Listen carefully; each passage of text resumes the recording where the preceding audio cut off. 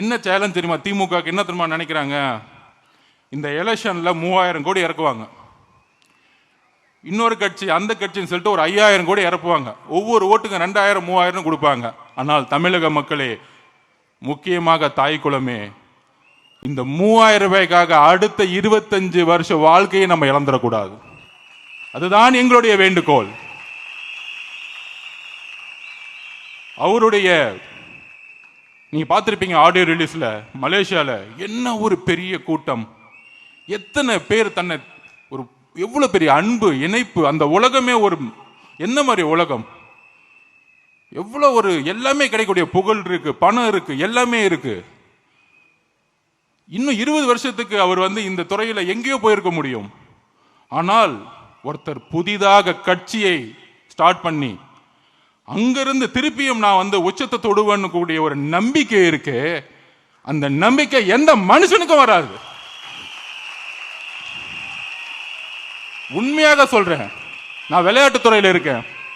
இன்னைக்கும் காலையில் 6 மணி கிரவுண்ட்ல இருக்கிறேன். எனக்கு பிடிச்ச துறை. 30 வருஷமா இருக்கிறேன். என்ன அரசியல் வந்தாலும் காலையில் முதல்ல 6 மணிக்கு விளையாட்டுத்துறை இருக்கலாம். ஆனால் 30-33 வருஷமாக தான் விரும்பிய துறை, தான் நம்பிய துறை, மக்களால் இணைந்த துறையோ அப்படிங்கிறதுல தூக்கி போட்டு வர்றதுக்கான தைரியம் உலகத்தில் எந்த மனிதனுக்கு இருக்காது. அப்ப ஒரு தலைவர் தைரியத்தால் உருவாக்கப்படுவோர் அல்ல. ஒரு தலைவர் அன்பால் உருவாக்கப்படுவோர் அல்ல. ஒரு தலைவர் தியாகத்தால் உருவாக்கப்படுபவர். இதுதான் அண்ணா சொன்னார். ஒரு தலைவருக்கான தகுதியை தன்னை தியாகம் செய்யணும். தான் குடும்பத்தோட பையன் அடுத்த தன்னுடைய பேரனை அவருடைய சட்டசபையில் சொன்னார் தெரியுமா? என்ன சக்சஸ்? பையன் துணை முதலமைச்சர், அடுத்த பேரன் இளைஞர் அணிக்கு.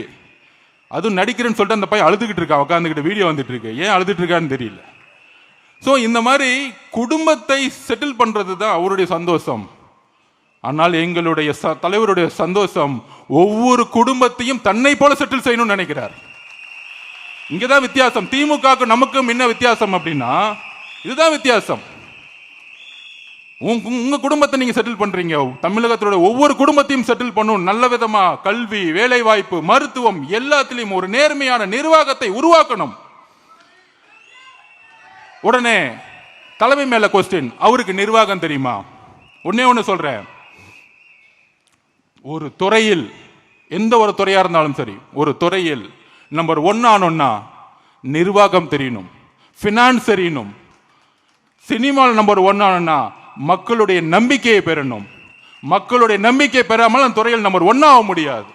அப்படி நம்பர் 1 இருக்கிறவருக்கு நிர்வாகம் தெரியாதுன்னு சொல்லக்கூடியவர்கள் நிர்வாகம் அவங்களுக்கு தெரியாம பேசிட்டு இருக்காங்கன்னு அர்த்தம். ஸோ தோழர்களே, நம்மளுடைய களம் செட் ஆயிருச்சு.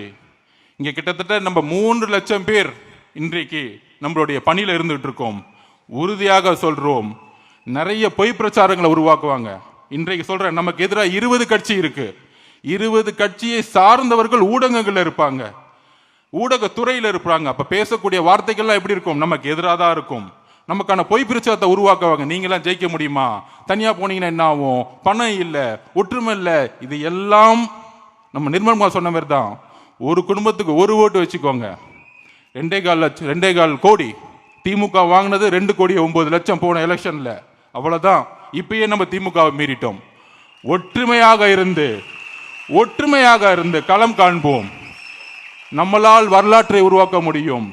எதிர்காலத்தை உருவாக்க நிகழ்காலத்தில் நாம் அர்ப்பணிப்புடன் தியாகத்துடன் பயணிப்போம். நன்றி, வணக்கம்.